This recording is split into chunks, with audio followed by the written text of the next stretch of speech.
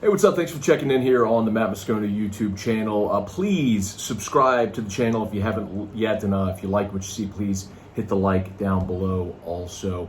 So it's a busy week for LSU football. We learned earlier this week that five-star quarterback Caleb Williams, the number one quarterback in the country for the class of 2021, he set his commitment date. It's the 4th of July, and LSU, Oklahoma, and Maryland are his three finalists. Now, let's just be real. Kid's likely going to pick Oklahoma. It makes a lot of sense. Maryland's in there because they're his sort of home state area. He's from the D.C. area. And the reality is Oklahoma's going to have more readily available playing time. That's the only place he was able to make a visit before the coronavirus pandemic. The 24/7 crystal ball, experts that have put in their crystal ball picks, and 100% of them have all projected Caleb Williams to Oklahoma. So that's likely going to happen. But I think it's super significant because what it indicates is that LSU is now in the mix for elite quarterbacks, which was never really the case before.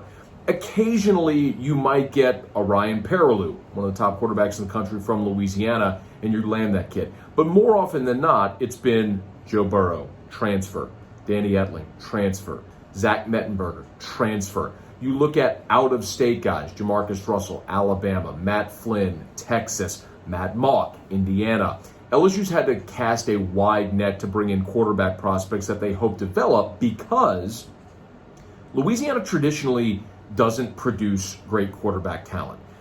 It's not a knock, it's just the reality of it. I called a lot of high school football games and been around high school football in the state for more than 20 years now.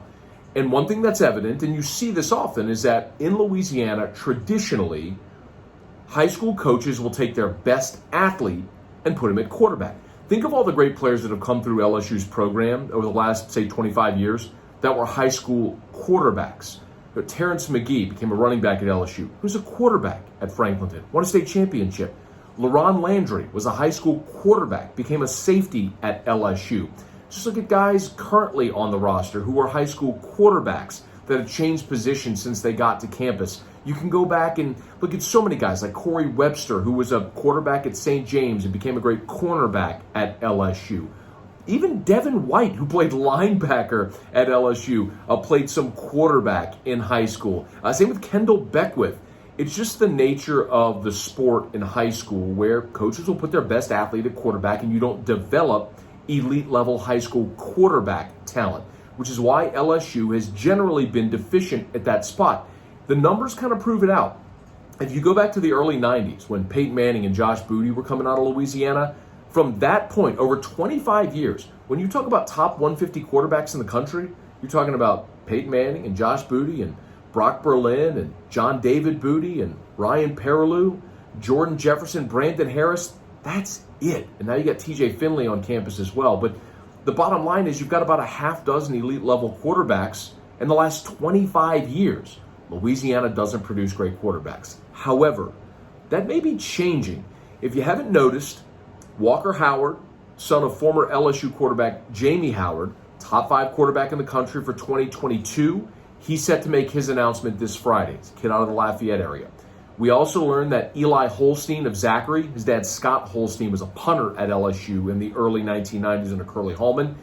He got an LSU offer this week, another legacy for the class of 2023, a Louisiana kid. And then, of course, Arch Manning, who some say at this point in his career is the most advanced of any of the Mannings. He's at Newman down in New Orleans. He's Cooper Manning's son.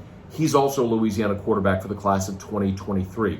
The interesting thing, though, when you consider Walker, Holstein, and Walker Howard, Eli Holstein, and then Arch Manning, that's 3 elite-level quarterbacks in a 2-year span. When you consider over the last 25 years, you've only had twice that number.